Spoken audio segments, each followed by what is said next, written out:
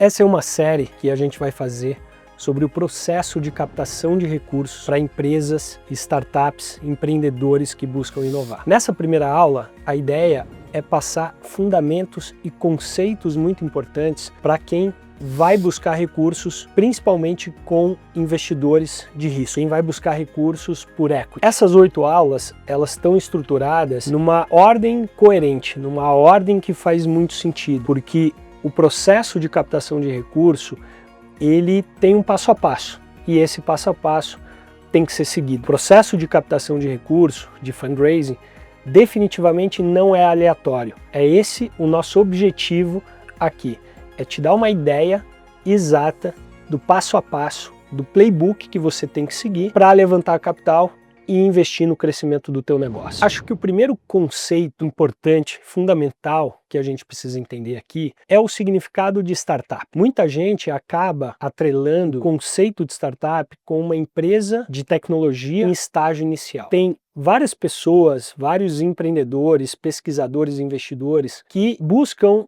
ou que já buscaram tentar definir o que significa uma startup. De todas as definições que várias pessoas já tentaram fazer sobre o conceito de startup, eu acho que a minha preferida é a do Eric Ries, que foi o cara que escreveu o livro Lean Startup, faz muitos anos. E ele diz o seguinte: startup é uma instituição humana desenhada para criar novos produtos e serviços sob condições de extrema incerteza. Vamos desdobrar esse conceito para a gente ter um entendimento real do que significa uma startup. Então a primeira coisa, ele não diz que startup é uma empresa, ele diz que startup é uma organização, é uma instituição social na tradução e portanto humana, formada por pessoas. E essa instituição humana, ela é desenhada para criar novos produtos e serviços, ou seja, o componente de inovação ele está diretamente relacionado ao conceito de startup. Só que ele não usa o termo tecnologia. É claro que, principalmente nos últimos 20 a 25 anos, inovação está muito ligada à tecnologia, à internet, nos últimos anos a inteligência artificial e essas coisas. Só que ele define muito bem a criação de novos produtos e serviços. Então, aqui não necessariamente é o componente de tecnologia, mas sim o componente de inovação, algo novo, que pode ser um modelo de negócio, que pode ser o produto em si, que pode ser um canal de distribuição ou a combinação de canais de distribuição. E indo adiante, a terceira parte da definição do Eric Ries, ele fala que essa instituição humana, criada ou desenhada para criar novos produtos e serviços sob condições de extrema incerteza. Então aqui, empreender, especialmente no Brasil, já é algo bastante incerto, né? Com muita insegurança, muita incerteza. Só que para uma startup, esse componente de incerteza, ele é muito mais presente. E por isso que ele usa a expressão de extrema incerteza. Resumindo, uma startup não é necessariamente uma empresa de tecnologia. Geralmente é, mas é uma organização social desenhada para criar novos produtos e serviços. E startup também não quer dizer necessariamente uma empresa pequena. Tem muitas empresas, seja no Brasil ou fora, principalmente nos Estados Unidos, que já faturam cifras muito grandes e que ainda são consideradas startups. Por quê? Porque as startups estão em busca de um modelo de negócios replicável e escalável. Então tem startups que faturam 500 mil por ano e tem startups que faturam 50 milhões por ano. Não necessariamente o pequena empresa define o que é uma startup. Então, dentro desse conceito de startup, o importante não é necessariamente você ou alguém te rotular ou te considerar uma startup ou não. O mais importante é a essência, né? A essência de uma startup é um negócio, uma organização de pessoas em busca de criar uma modelagem de negócios com uma abordagem única e inovadora sob condições de extrema incerteza. Agora que a gente entendeu o que de fato significa uma startup, o próximo passo é olhar para a pessoa do empreendedor ou da empreendedora. E aí eu queria falar das 4 disciplinas básicas da rotina de um fundador ou de uma fundadora. Só tem 4 atividades que nós, como empreendedores, a gente tem que fazer numa frequência diária ou semanal ou mensal. Tudo o que acontece, todas as tarefas e atividades fora desses 4 grandes grupos, na minha opinião, são consideradas distrações. Qualquer empresa, ela tem 2 engrenagens básicas. Para uma empresa existir, ela precisa ter produtos e serviços. Portanto, a primeira atividade básica na rotina de todo founder é criar e desenvolver ou até melhorar esses produtos e serviços. O segundo grupo de atividades, a segunda disciplina básica na rotina diária ou semanal de um empreendedor é comunicar e vender esses produtos e serviços. E essas são as 2 engrenagens básicas de qualquer negócio. Seja esse negócio faturando 100 mil por mês, 10 milhões ou 1 bilhão por mês. Sempre tem que se ter uma engrenagem de desenvolvimento e melhoria de produto e de comunicação, marketing e vendas. Só que além dessas 2 engrenagens básicas, tem outros 2 componentes essenciais no dia a dia de qualquer empresa, especialmente de uma startup, que é pessoas. Então, o terceiro grupo de atividades da rotina de qualquer empreendedor ou empreendedora é cuidar de pessoas, né?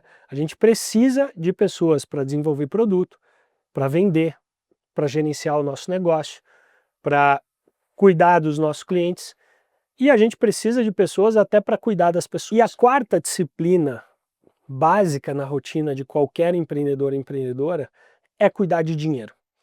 E aqui, na nossa opinião, é onde talvez as pessoas mais subestimem ou tenha menos conteúdo, tenha menos procedimento, tenha menos playbook e literatura a respeito desse tema. Tem muita coisa sobre desenvolvimento de produto, tem muita coisa sobre marketing e vendas, tem muita coisa sobre gestão de pessoas, mas quando a gente fala de dinheiro, e ainda, dando um zoom, tá? Quando a gente fala de acesso a capital, tem muito pouca coisa. O importante aqui é entender justamente essa matriz das 4 disciplinas básicas na rotina de qualquer empreendedor. Acho que o nosso desafio é justamente planejar o nosso tempo, seja esse tempo diário, semanal ou mensal, para que essas 4 atividades, essas 4 disciplinas, elas sempre caminhem juntas. Então pode ser, você pode dedicar 25% de tempo para cada uma delas, depende do momento da empresa, depende do teu foco naquele momento, mas você nunca pode esquecer alguma delas, especialmente dinheiro. E dinheiro, na minha opinião, é o que dá base às outras coisas. Para desenvolver produto, a gente precisa de dinheiro. Para colocar esse produto no mercado, a gente também precisa de dinheiro. Para vender, a gente precisa de dinheiro. Para fazer marketing, para contratar boas pessoas, para desenvolver essas pessoas e até para gerenciar o nosso negócio. Ou melhor, até para buscar dinheiro, a gente precisa de dinheiro. Para enfrentar momentos de crise, a gente precisa de dinheiro. Então, isso não pode ser subestimado enquanto disciplina básica.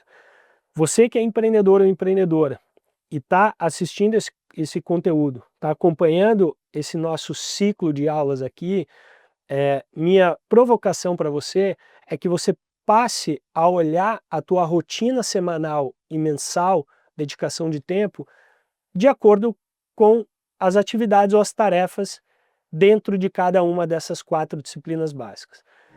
E agora a gente vai dar um zoom na disciplina do dinheiro. E dentro dessa disciplina do dinheiro, a gente tem que subdividir esse tópico em 2 coisas, em 2 grupos de atividades. O primeiro está relacionado à eficiência do capital, ou seja, como a gente, enquanto empreendedor, utiliza e aloca os recursos para o desenvolvimento e crescimento do nosso negócio. E dentro desse tema de eficiência de capital, entra principalmente os tópicos e assuntos relacionados à gestão financeira.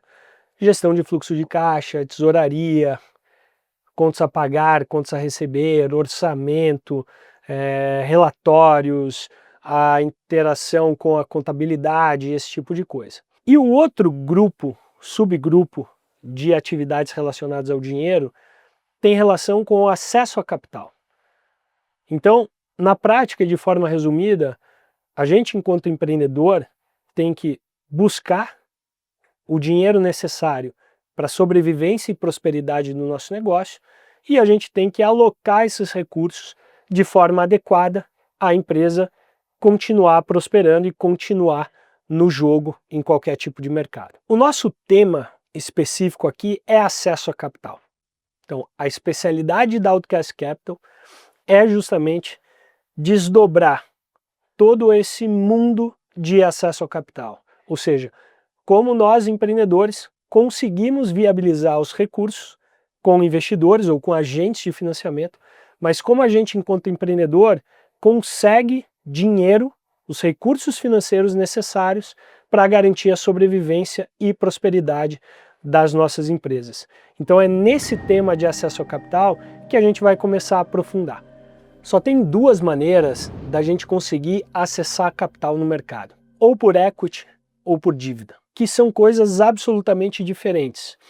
Elas não são excludentes e sim complementares. Não tem necessariamente melhor caminho ou pior caminho. A estrutura de capital de uma empresa, ela tem que acompanhar principalmente os desafios de cada estágio de desenvolvimento de um negócio. Não tem necessariamente uma fonte melhor ou pior. Tem que ser analisado caso a caso, pelo objetivo, pelo contexto que cada negócio ou cada estágio de desenvolvimento tem.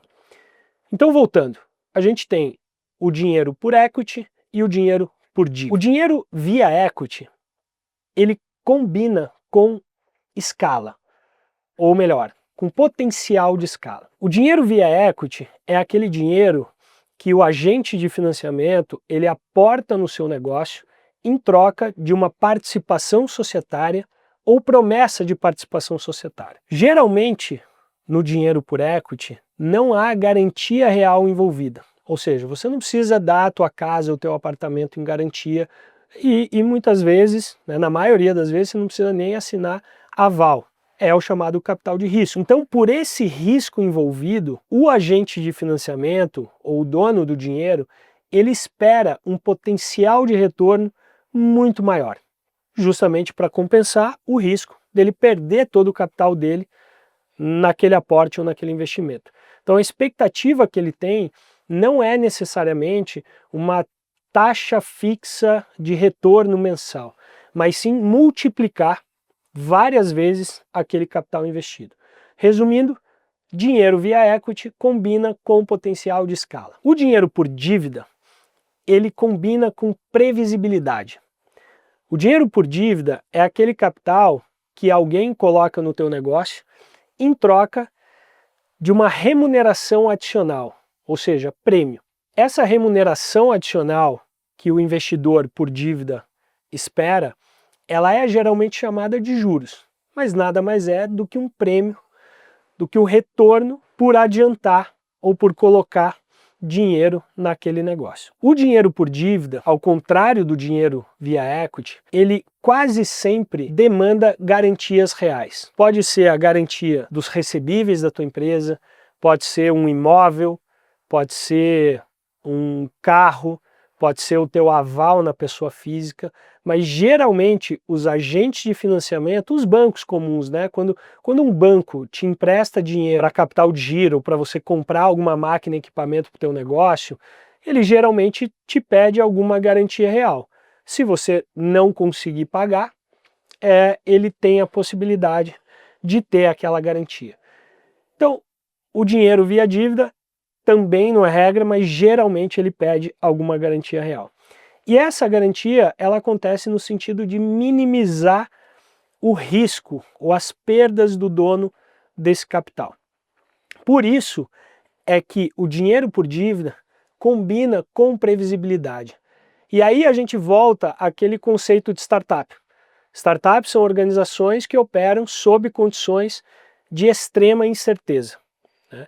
Quando a gente está criando alguma coisa nova, se tem algo que a gente não tem é previsibilidade, especialmente de fluxo de caixa. A gente tem certeza dos custos e das despesas do nosso negócio, mas a gente não tem certeza das vendas ou muito menos do volume de vendas, como vai se comportar esse fluxo de caixa. Por isso é que também na maioria das vezes é indicado que você busque dinheiro por dívida quando o teu negócio já tem um mínimo de previsibilidade, já está muito próximo ou já atingiu a fase de Product Market Fit. Quando você já tem um produto validado, quando você já testou e tem um canal de distribuição validado, quando você já entendeu o Unit Economics do teu negócio, e assim você consegue saber qual é o teu nível de margem bruta, por exemplo, qual é o teu nível de EBITDA, quanto você deixa, quanto a operação do teu negócio deixa de fluxo de caixa para você conseguir pagar ou amortizar aquela... Resumindo, pessoal, só existe duas maneiras da gente buscar ou acessar capital: dinheiro por equity, dinheiro por dívida. Não necessariamente existe melhor ou pior, existe certo ou errado. Não é isso. As duas coisas, elas coexistem. Quando a gente pensa na estrutura de capital de um negócio, a gente tem que pensar no balanceamento dessas duas coisas, principalmente de acordo com o estágio de desenvolvimento que a gente está.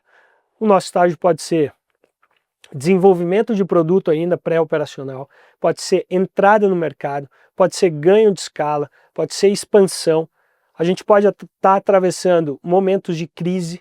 Então, a gente precisa primeiro entender o nosso contexto, segundo, entender o próximo passo, o próximo degrau, o próximo estágio, para aí pensar nas diferentes fontes de capital que combinam equity e ou dívida.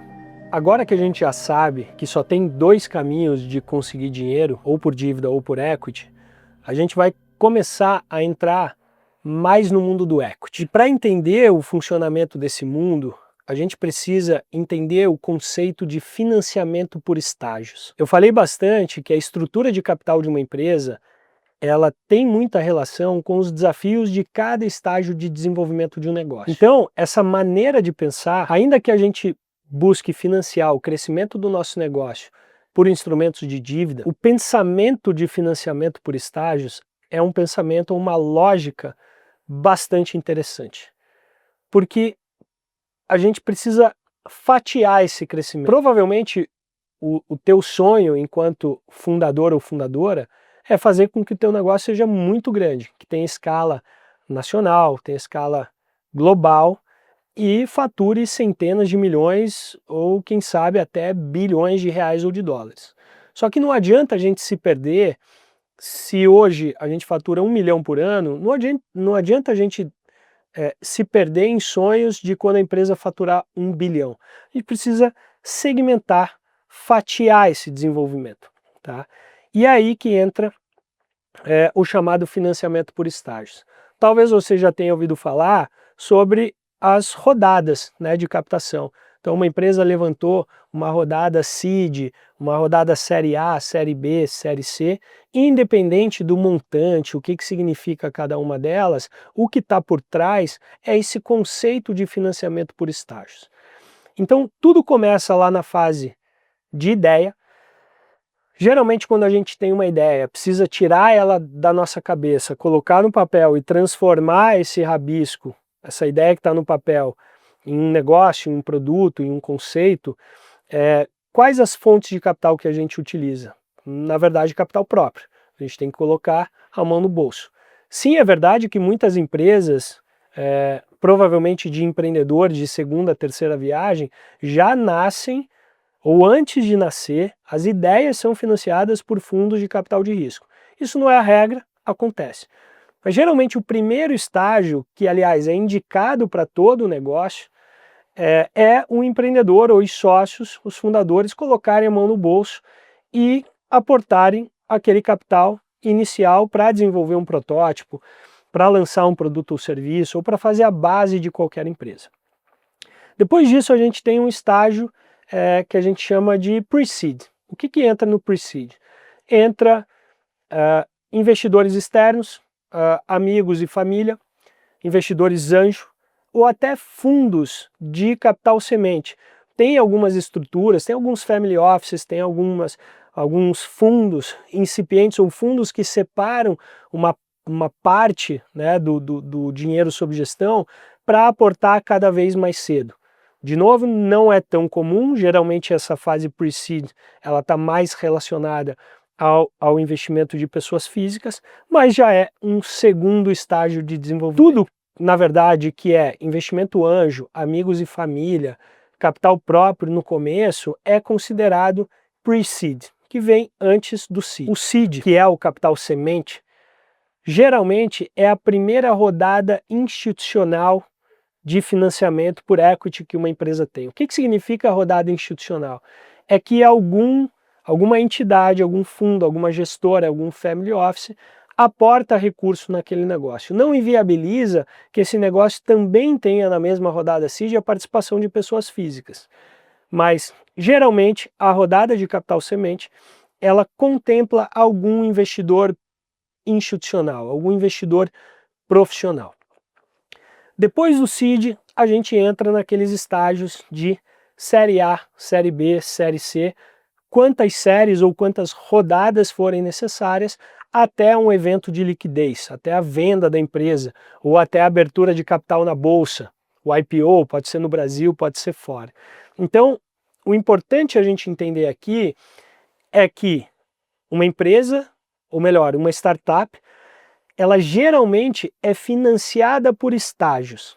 E cada estágio desse tem seus desafios, tem suas características, demanda tipos de investidores diferentes, demanda características de investimentos diferentes, montantes, métricas que são exigidas da empresa e assim por diante. Quero aprofundar também numa coisa aqui, que é a nossa especialidade na Outcast Capital e todos os programas que a gente faz. A nossa concentração é muito no que a gente chama de early stage, ou nos estágios iniciais. O que define esse early stage? Eu gosto de entender um momento de product market fit, né?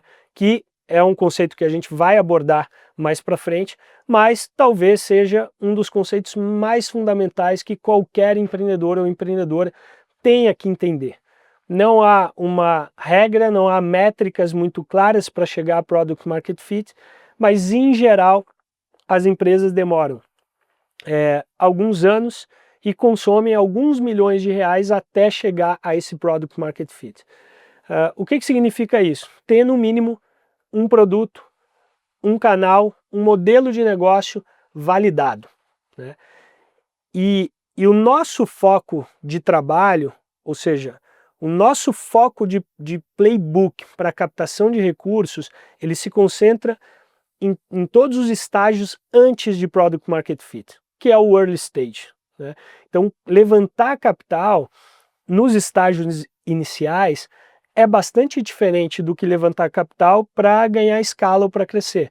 É muito diferente de levantar capital para empresas em fase de maturidade ou de abrir capital na bolsa. Então, são quase como ciências diferentes. Então aqui o nosso escopo de atuação é para quem vai buscar de 0 até 35, 40 milhões de reais, de uma rodada pre-seed, seed ou série A, né? Muito focada nos estágios iniciais. E por que a gente escolheu atuar nesse early stage? Porque é justamente a fase ou período de desenvolvimento de um negócio que os empreendedores são mais carentes de profissionalização. Vamos pensar uma coisa. Quando uma empresa, média ou grande, vai abrir capital na bolsa, essa empresa investe muito em equipe, em recursos para buscar esse evento de liquidez ou para buscar levantar esse capital. Então, além dos executivos dentro do negócio, altamente sofisticados, essas empresas elas buscam assessorias de boutiques de M&A, de bancos de investimento, de consultores, de advisors, de muita gente em volta para organizar ou para estruturar e acompanhar a liderança ou os donos daquele negócio no processo de captação de recursos. Quando uma empresa em fase de expansão, vamos pensar aqui numa série B ou série C, ela vai levantar capital com fundos de private equity ou com fundos de venture capital de growth stage, ela também tem toda uma estrutura por trás. Os empreendedores não fazem aquilo sozinho. Por quê? Porque fundraising é um processo longo, é um processo desgastante, né? É um processo complexo. Não precisa ser complicado, mas é um processo complexo. Então essas empresas que têm condições, elas investem ou elas empregam muitos recursos no processo de captação de recursos. Quando a gente está começando, quando a gente precisa de 500 mil reais, 1 milhão de reais, ou até 10, 15 milhões de reais, que enquanto startup, enquanto empreendedores, nossos recursos são muito limitados, a gente tende a negligenciar o processo. O que isso significa?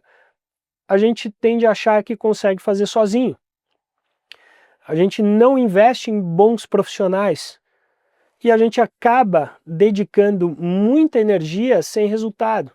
O que eu estou querendo dizer é que muitas vezes a jornada de captação de recursos de uma empresa no estágio pre-seed, seed ou série A, ela acaba sendo muito aleatória e sobrecarregando o founder naquele momento.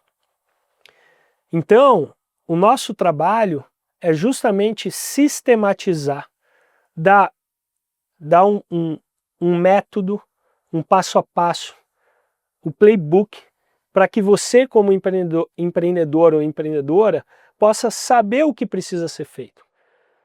O segundo ponto é que a gente também busca fornecer as ferramentas e os recursos necessários para você ter um processo de captação mais eficiente.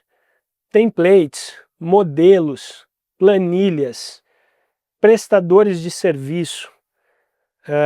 Existe um aparato de recursos já sistematizados que você pode acessar, saber o que precisa ser feito, como precisa ser feito, para que você possa reduzir o teu tempo de captação.